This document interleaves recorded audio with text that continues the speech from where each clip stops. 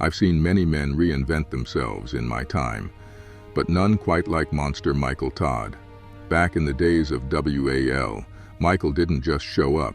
He created something, a legend, a persona, a creature the world would come to know simply as the monster. He steps out like he owns the room, but inside he's always counting the eyes on him, checking, doubting, craving that hit of applause.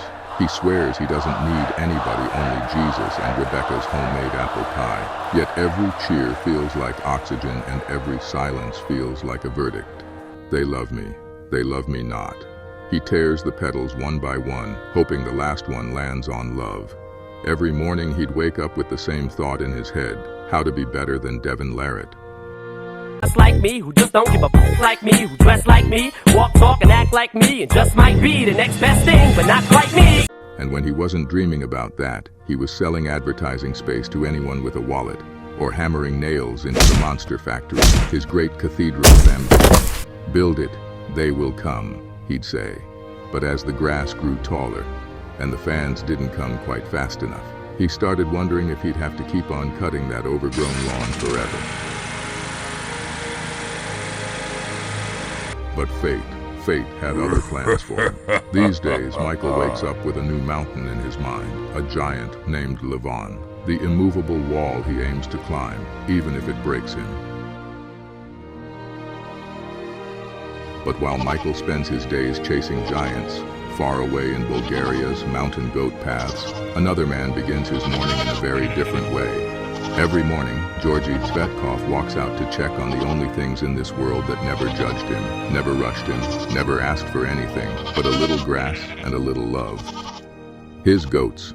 Now I can't say if it was the angle of the light, or maybe just the way Georgie squinted at him, but folks swear those goats looked just like him. He checked each one real slow, their beards, their posture, even their sleepy eyes, as if he saw a little bit of himself staring right back. But there was one goat that stood out, a beard like tangled rope, stubborn eyes, and the kind of spirit you only find in men who fight for inches on an arm wrestling table. Billy Goat Todd. And every morning, as Georgie tended his strange little herd, he dreamed of the day he'd test his strength against the man who inspired it all. But Michael Todd was changing too, reinventing himself so fast, even his past couldn't remember him. Most folks say Levon is the one Michael should fear, but life has taught me sometimes the true danger ain't the mountain you see, but the one quietly loving goats down in the valley. And so, their training started. Two men on two very different mountain goat paths, walking towards the same destiny, connected by one beard and a whole lot of goatiness. And every breaking dawn, Georgie gulped his pre-workout juice like a champion, making sure he swallowed every last drop. Certain greatness came one sip at a time. And with the pre-workout kicking in, Georgie practiced his 50 shades of hand control, pulling away at his goats unfazed as always.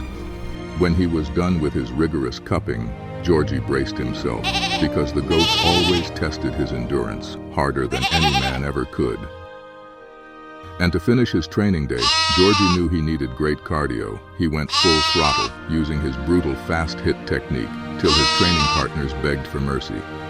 And when the training was done, Georgie lay back with his goats, dreaming of the day he'd use those same wild techniques on Michael Goat 2.0 Todd.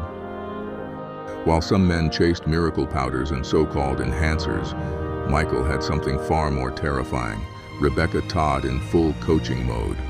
Now Rebecca Todd, she was a force of nature all her own, and when she saw Michael talking big about beating Levon again, she didn't pat him on the back or whisper sweet encouragement. No, Rebecca marched that man straight to the doctors like he was a malfunctioning farm tool.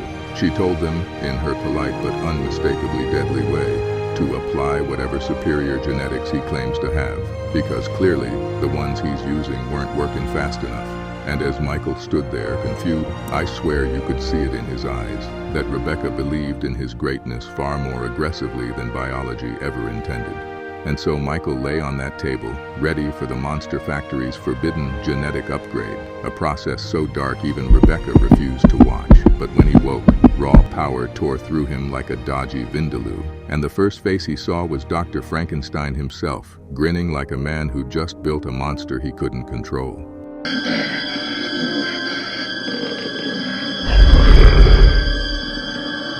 Michael Todd versus Georgie Tsvetkov, lover of goats who allegedly went too far on his journey of goatness.